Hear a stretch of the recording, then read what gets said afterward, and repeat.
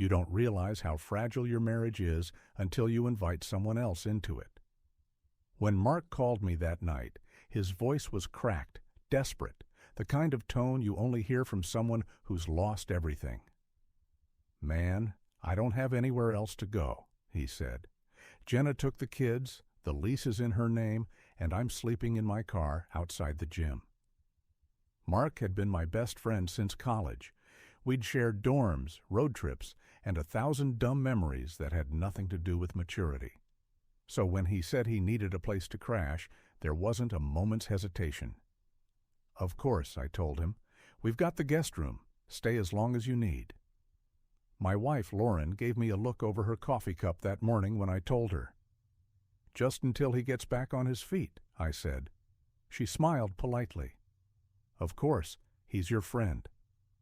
Those 4 words would end up haunting me. The first few weeks were fine. Mark helped around the house, cooked occasionally, even fixed the leaky faucet I'd been ignoring for months. Lauren seemed to appreciate the extra help.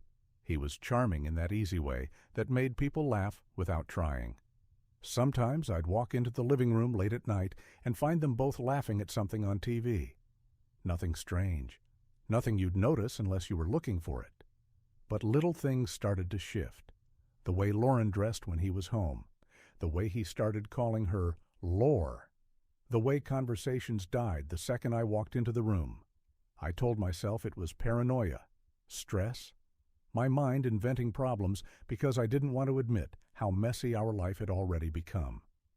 We'd been struggling for months, arguments over money, work schedules, the kind of slow rot that builds under a marriage until you stop noticing the cracks. Maybe I wanted Mark there because he made the house feel lighter, less tense, less like we were pretending. But that was before I started noticing the whispers. It happened on a Thursday night. I'd just gotten home from a double shift at the plant. It was late, nearly midnight, and I was exhausted. The house was quiet. Too quiet. I walked past the living room and saw 2 glasses of wine on the coffee table, half finished. The TV was off. Upstairs, the bedroom light was on, but the door was closed. I didn't think. I just moved. When I opened it, the world went silent. Mark's shirt was on the floor. Lauren was sitting on the edge of the bed, her hair messy, eyes wide, face pale. She started to speak, but I couldn't hear her. My pulse drowned everything out. Mark stood there, still half-dressed, his face unreadable. "Hey," he said quietly, like this was some casual misunderstanding. I didn't remember throwing the first punch, or the second. I just remember the look on her face, not fear, not guilt, just shock that I'd found out. When it was over, Mark grabbed his stuff and left without saying a word.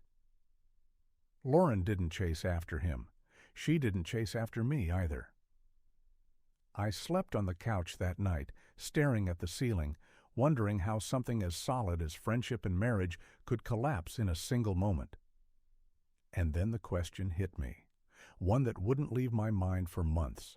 Which betrayal hurt more, his or hers? The next morning, the house felt like a stranger's place. Everything was familiar, the smell of coffee, the light through the kitchen blinds. But it all seemed staged, like a set built for a life I no longer lived. Lauren didn't say a word. She just sat at the table, still in the same sweater she'd worn the night before. When I walked in, she looked up with red eyes and said, "We need to talk." I almost laughed. Talk. That word had lost all meaning. She started crying before she even spoke.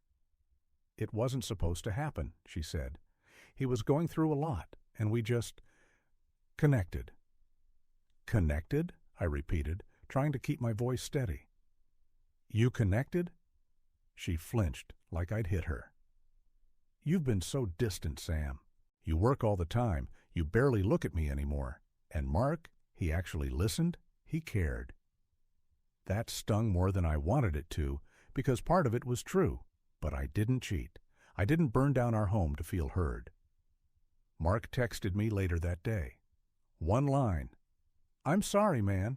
It just happened." I stared at it for a long time before typing back, "You were my brother." He never responded. By evening, I'd packed a duffel bag and left. I couldn't breathe in that house anymore. Every chair, every photo, every plate felt contaminated. I checked into a cheap motel off Route 14. No cable, no noise, just a bed and my own thoughts, which turned out to be worse than silence. Over the next few days, I replayed everything in my head. The way Mark had looked at her, the jokes they shared when I wasn't around, the way she'd defended him whenever I complained about his mess, or the way he'd been staying just a little too long. All those little signs I'd ignored because I didn't want to believe what they meant. Friends don't do that. Wives don't do that. Not in the real world. Except they do. 3 days later, I went back to the house. Not because I wanted to, but because I had to. Bills, mail, reality, it all forces you to show up eventually. Lauren was still there, sitting on the porch steps. She looked smaller somehow, like she'd shrunk into herself. "Where are you staying?" she asked quietly. "Motel," I said. "Can we talk?" I hesitated, then sat down beside her. Not close, just enough to listen. She wiped her eyes. "He's gone," she said. "I told him never to contact me again. I ended it, I swear." "After or before I found out?" She didn't answer. That silence told me everything. "I never wanted to hurt you," she whispered. It felt good to be seen again, to have someone pay attention." I nodded slowly. "And what am I supposed to do with that? Understand it? Forgive it?" "I don't know," she said. "Maybe hate me. Maybe leave. Maybe just talk to me again." I looked at her for a long moment. This woman I'd known for 10 years suddenly looked like a stranger wearing my wife's face. And then I said the one thing I'd been afraid to admit since it happened. I think part of me saw it coming. Because the truth was, I'd been gone long before Mark ever moved in. Not physically, but emotionally. Work, bills, late nights, missed dinners. I'd been keeping the lights on, but not the love. And when a house goes dark long enough, someone else is bound to walk in. 2 weeks later, the papers came. Folded, clipped, and dropped in a manila envelope at my doorstep. Petition for dissolution of marriage. Lauren had filed first. That detail hit harder than I expected. Not because I didn't think it was coming, but because I thought I'd be the one to end it. There was something final in those pages, cold, clinical words where love used to live. We'd gone from vows to paperwork, from forever to formality. I didn't even call her, just signed where my lawyer told me to and mailed them back. It was easier to be angry on paper than broken in person. I went back to work, trying to bury myself in routine, early mornings, late nights, lifting, fixing, eating alone. But people talk. They always do. My coworkers looked at me differently. Pity mixed with curiosity. Everyone had heard something. And Mark? He disappeared. No social media, no texts, no trace. It was like he'd been swallowed by the guilt or the freedom. I didn't know which, until the night I saw him again. It was a Friday in late October.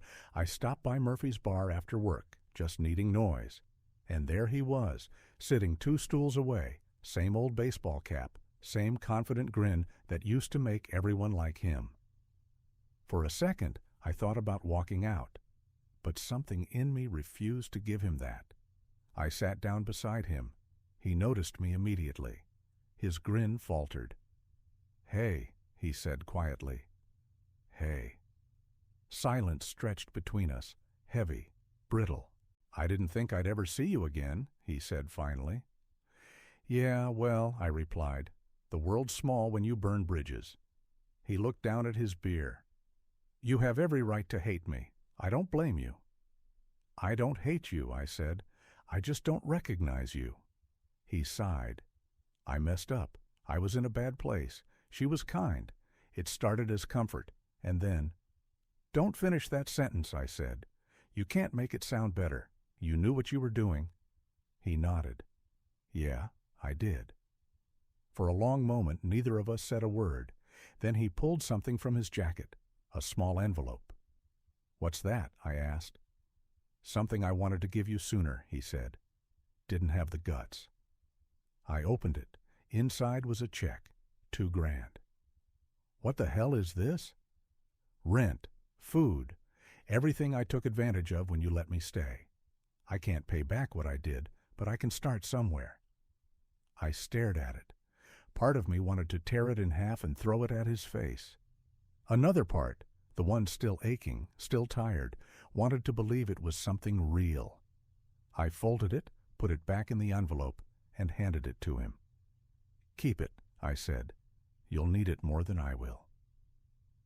That night, I walked home in the rain. It felt fitting, like the world was washing off everything that had clung to me for too long. The bitterness, the betrayal, the weight of trying to make sense of something senseless. I stopped at the edge of the street, looked up at the apartment window that used to be ours, and realized I wasn't angry anymore. I was done. Done waiting for apologies. Done replaying what-ifs. Done trying to fix a story that had already ended. 6 months after the divorce was finalized, I moved. Not far, just enough to breathe different air. A small apartment above a hardware store on the edge of town, where nobody knew my story and nobody asked. At first, the quiet felt strange. No footsteps, no laughter, no fights. Just silence, heavy, unfamiliar, but honest. I started cooking again. Running in the mornings. Fixing things that weren't broken just to remind myself I could. And slowly, without realizing it, the grief began to fade. Not vanish, grief never does, but soften. Because that's the thing about betrayal. It doesn't kill you. It just changes the version of you that survives. One afternoon, I ran into Lauren at the grocery store. It had been months since we'd spoken. She looked different, thinner, tired, but calmer. "Hey," she said softly. "Hey," I replied. We stood there for a moment between aisles of cereal and detergent, two people who used to share a life, but now only shared memories. "How are you?" she asked. "I'm okay," I said, and for the first time, I meant it. She nodded. "I'm glad." There was something in her eyes. Regret, maybe. Or relief? Maybe both. "I'm sorry, Sam," she said. "For all of it." I nodded once. "I know." And that was it. No anger, no scenes. Just two people finally letting go of what they'd already lost. That night, back in my apartment, I poured myself a drink and sat by the window. Outside, the street lights flickered on, one by one, and for the first time in a long while, I didn't feel alone. I thought about Mark, wherever he was. I didn't hate him anymore. Not really. He'd taught me something I never would have learned otherwise. That love, loyalty, and friendship are fragile, and the moment you take them for granted, they can vanish. But also that forgiveness isn't about them, it's about you. A few weeks later, I joined a local pickup basketball league. Nothing serious, just weekend games, new faces, laughter. There was a guy there named Ryan, divorced too.